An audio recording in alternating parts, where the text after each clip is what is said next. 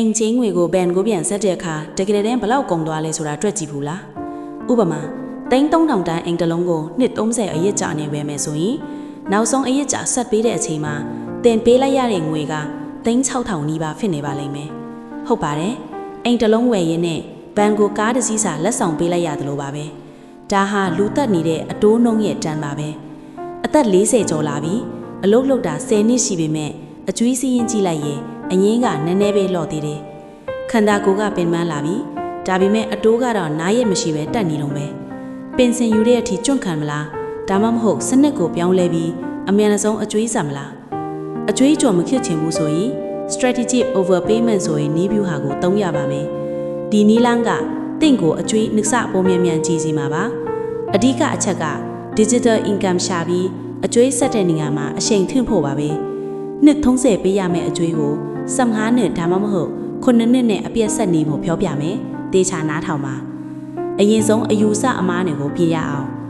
တဲ့ငွေအလုံးကြီးရမှပေါင်းဆက်မယ်ဆိုတာမျိုးမလုပ်ပါနဲ့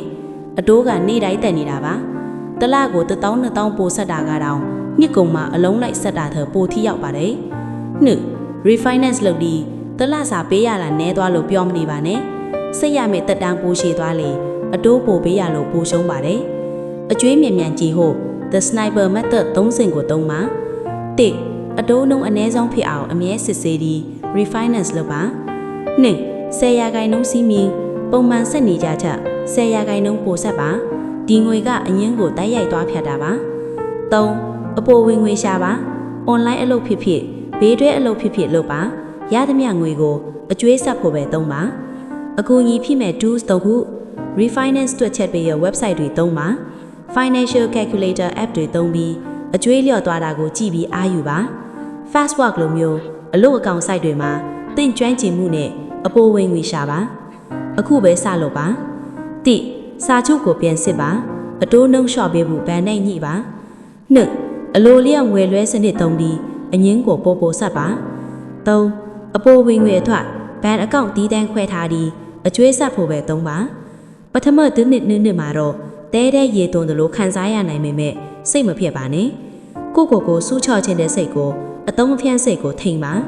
အကောင်းဆုံးဘဝစုလာကအကျွေးကင်းတာပါပဲဥပမာကျမတို့ပရိသတ်မှာအေးဆိုရင်အသက်49နှစ်မှာတင်း2500တန်အင်ကို9နှစ်နဲ့အပြတ်ဆက်နိုင်ခဲ့ပါတယ်သူ့ရဲ့လွေးချော်ချက်ကတော့အားလက်ရက်မှာအပိုအလုတ်လုပ်ပြီးရတဲ့ငွေကိုအိမ်ကျွေးတဲ့ပဲအကောင်ထည့်တာပါတတိယပါ